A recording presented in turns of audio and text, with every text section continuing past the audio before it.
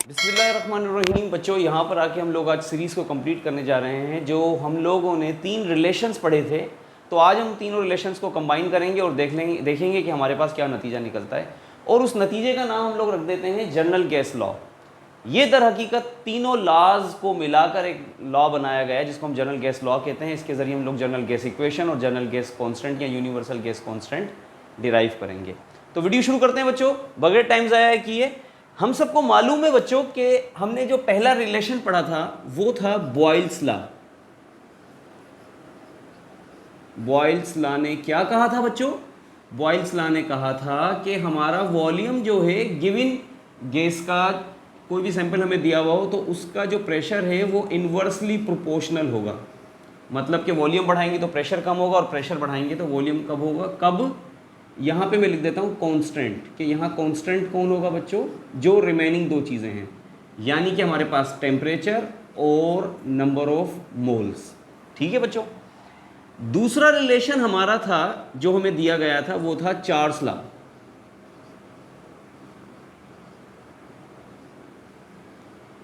Charles law में क्या बताया था कि volume of a given gas is directly proportional to the temperature at constant pressure and number of मोल।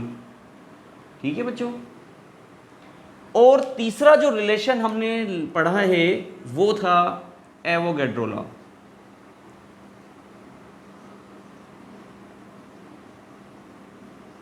इसके मुताबिक वॉल्यूम डायरेक्टली प्रोपोर्शनल है नंबर ऑफ मोल या नंबर ऑफ मॉलिक्यूल्स के eight constant pressure and temperature. ये हमारे पास 3 रिलेशंस हैं और अब हम इन तीनों को रखेंगे किस तरह से, इन तीनों को मिलाने की कोशिश करेंगे बच्चों। फर्ज कीजिए कि किसी एक मोमेंट के ऊपर none of any variable is constant. मतलब कि हम फर्ज करते हैं कि एक मोमेंट है जिस पर ना तो आपका वॉल्यूम कांस्टेंट है, ना आपका प्रेशर कांस्टेंट है, ना आपका टेम्परेचर कांस्टेंट है और ना आपका नंबर ऑफ मोल्स या नंबर ऑफ मॉलिक्यूल्स कांस्टेंट है। मिसाल के तौर पर वहां पर आके हम इन चारों रिलेशंस को आपस में क्या कर सकते हैं? ज्वाइन कर सकते हैं, कंबाइन कर सकते हैं। क्योंकि अगर हम वैसे कंबाइन करें, अगर किसी एक को भी कांस्टेंट कर लिया तो फिर नया एक रिलेशन बनना शुरू हो जाएगा। तो हम क्या करते हैं? तीनों रिलेशंस को आपस में कंबाइन करते हैं। Combining 3 relations and we get, क्या मिलता है बच्चों में? सब में कॉमन क्या है? v।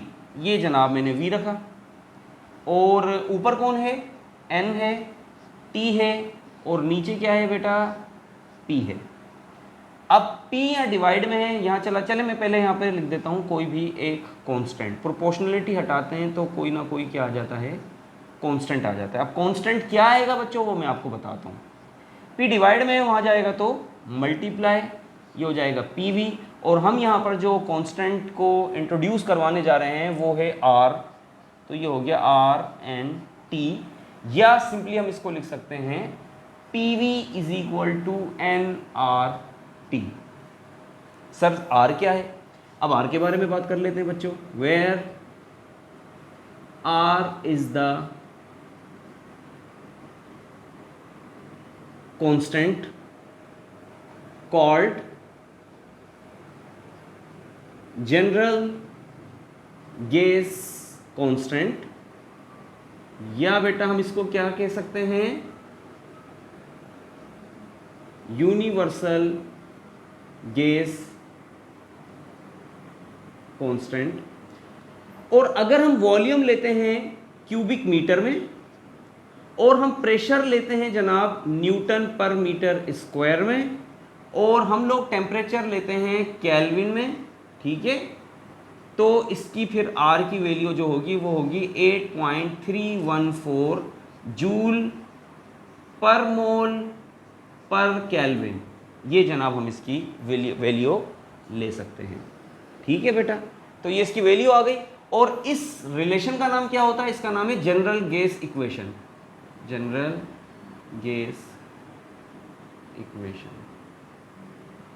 ठीक है बच्चों, ऐसी कोई ख़ास बात नहीं थी। वो तीनों रिलेशन से उनको कंबाइन किया गया था और फिर हमने फाइनल ये निकाला था। अब इससे आगे चलेंगे और इसकी आगे जाके मुसलसल और भी फिज़िक्स पढ़नी है।